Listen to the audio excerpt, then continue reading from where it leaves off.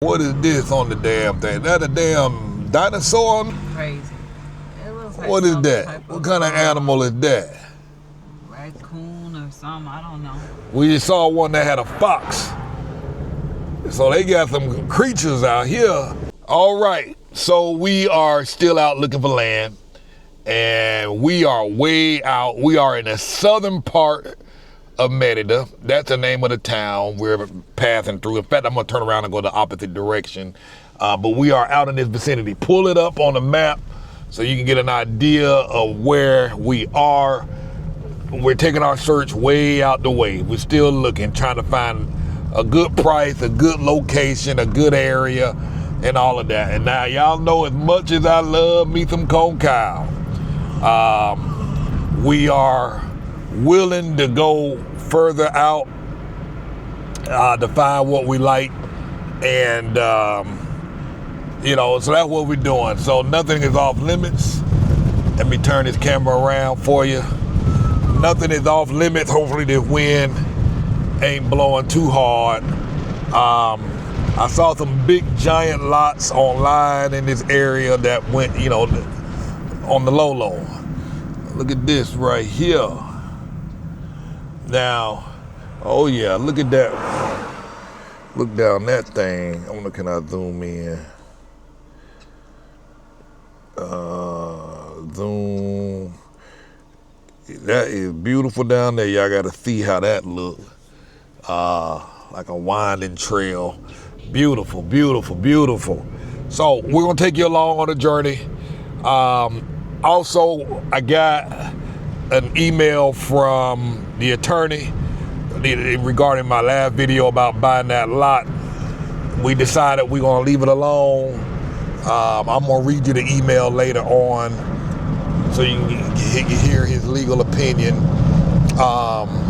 Decided, hey, 52 years old, just turned 52. Don't got no time to be making some bad mistakes and bad decisions. We just got to get it right. So we're gonna leave that alone. As tempting as it is, at my age, I can't take that risk. We got to get this house built right the first time, not lose any money, and so stay tuned. Got a lot of stories to share with you. Found a lot of options and builders that are building for very, very low cost. You can get everything you want. I've seen their work. Their work is spectacular. Won't have to be paying no 16,000 pesos per square meter. Look at this. Let's get us some lamb. Look at this. Just riding down the street. I love lamb. And look at these lambs. Okay, let's get the bigger one. I think that was the lady coming back to get them. Yeah, let's put them in the trunk. No, we can get the brown one. Come on, get some lamb chops. That thing funny, boy. Just on the country road. And see, we like that country living. Just lambs just running down the street. I love these. Mess around and snap one of them bad boys off. I'm telling you, put them in the trunk. And eat them. Eat some lamb chops. Yes. But this seems to be a really nice area. It's a small town. So the town I just showed you on the video is a different town because I didn't proceed forward. I turned around. So according to my GPS, I got about 12 minutes till we actually reach our destination. But so far so good. I mean, normally when you come off of the highway, off of the Periférico and go down these long roads, they be tiny little towns with all these buildings clustered together. But I mean, as you can see, this is a lot of open space. Very beautiful, very clean, and we like that. So we're gonna try and get out here and see how far away to get to Merida. Now, what is this on the damn thing? That a damn dinosaur? Crazy. It looks like what is that? What kind of animal is that? Raccoon or something, I don't know. We just saw one that had a fox. So they got some creatures out here. Don't see them in corn cow. Probably need to turn around. But look, this is nice. This area, reserve, ecological reserve.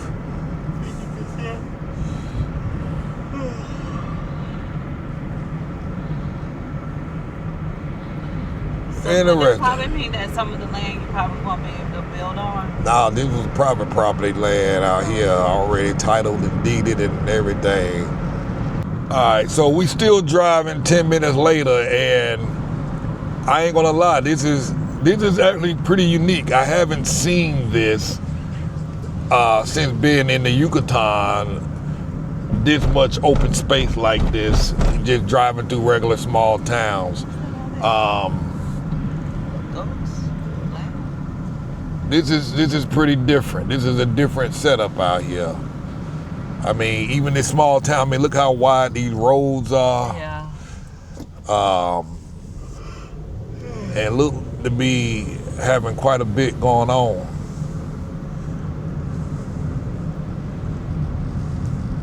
You got a lot of space in between.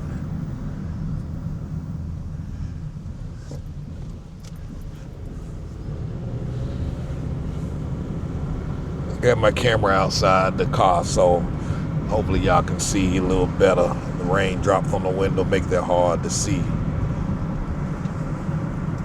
Nice playground over there.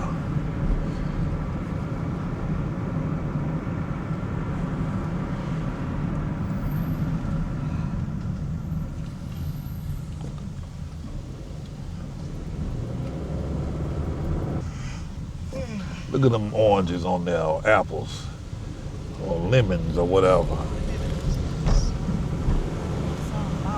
Yeah, a lot of space out here. Now, yeah, you're gonna be kind of out here, but kinda.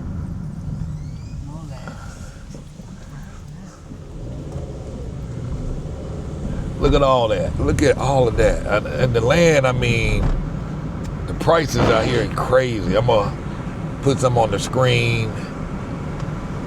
I got so many numbers in my head I can't even remember straight. Alrighty, so we got about 2 more minutes before we arrive to our destination. Ironically, shockingly, look like they got bus stops right here. They'll pick you up. But as you can see, it's still wide. I can tell you right now, Kim is probably like, no. You right about that? Too far. We figured we was already down this far out. Might as well come, because some of y'all might like this far out.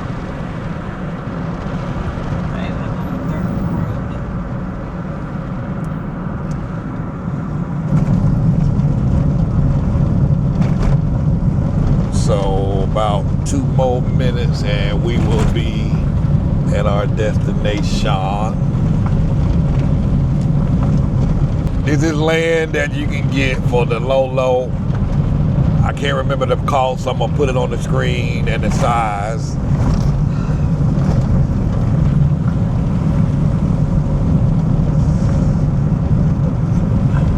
They already have electricity out here. Right, so I was supposed to be meeting someone here, but they are not here. Further down that road, they got some lots that they got built up. And in this case, the lot is like 22 meters wide, 60 meters deep. So we're talking over 1,200 square meters of space. And they go on for like 350,000 pesos, which is almost like 18, 19, maybe 20,000 based on today's exchange rate. That's a lot of space for the money. They do payments and stuff. I don't want to drive down there, mess around, get stuck down there on this road. So I'm about to make another schedule and meet up with the lady when she's available. This is the kind of craziness that just make you mad because, you know, I'm playing this, drive all the way down here, you get here, they could have called an hour ago or 30 minutes ago before I got all the way down here, because it took me 40 minutes to get here from Concal. But this is the kind of nonsense you deal with. Imagine if you had taken Uber and you got all the way down here, chances are you probably wouldn't have a signal to order Uber to get back home, and then they cancel on you. So, you know, this is one of the reasons why we offer the service where we'll take you out and show you around, because it happens more often than you think. You know, these jokers just cancel. It's not a thing for them to do that. and it's annoying as hell. They don't apologize. They don't nothing. So I'm gonna ride further down the road, see if there's anything else down here that we can pull up on. All right, so it looked like this is another lot we just drove up on. Looked like they're creating a pathway to sell some lots, and look like they're gonna lay that out pretty good. Looks like out here you get a lot of space on the low, and it's quiet out here. Like I say, they already have electricity on the foot of the road on my left side. So yeah, hit that red button, stop it. Man, what incarnations is this? Oh, them rabbits. I think. Yeah, they're rabbits. Okay. I'm like, okay, I thought it was a rabbit attacking a human at first. I had to turn around, I had to see what that was. I was like, man, what kind of creatures they got out here?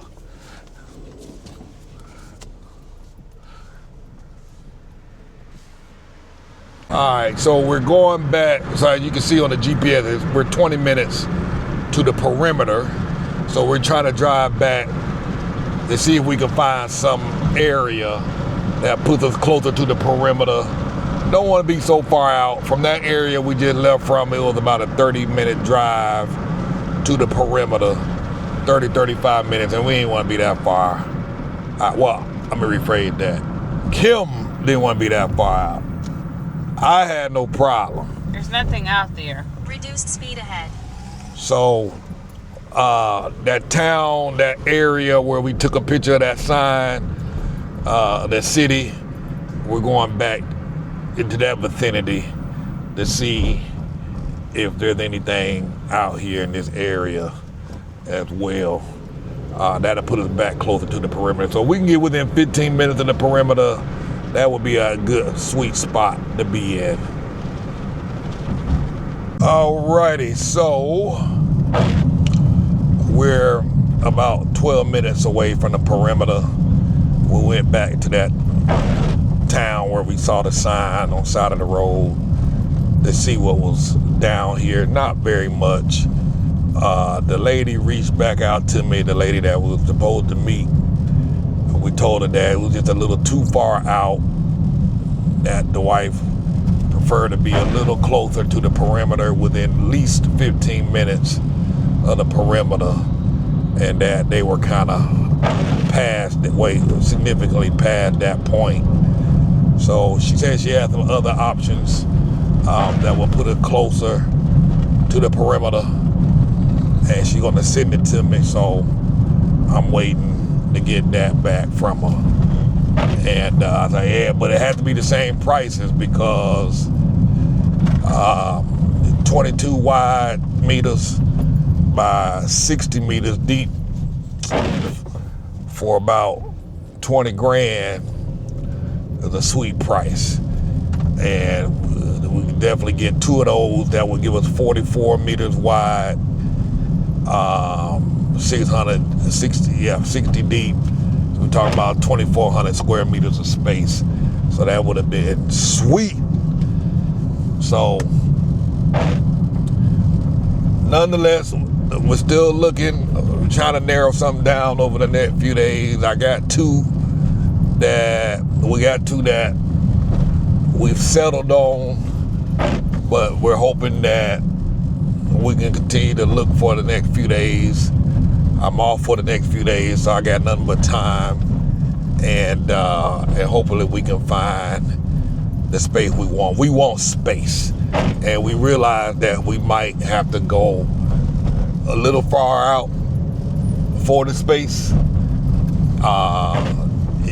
so, and right now, like I said, we're on the southern side of Merida, southeast, I believe, and more toward the south side, outside the perimeter, and so no areas off limits in terms of zones. And as much as I like Concal, I can learn to like somewhere else better. When it comes time to get in the land you want, the space you want, the house you want to build, Because at the end of the day, we kind of, as a result, and this is why it's so important to just get started. When we went into some of these subdivisions in areas where the electrical wires weren't laid out,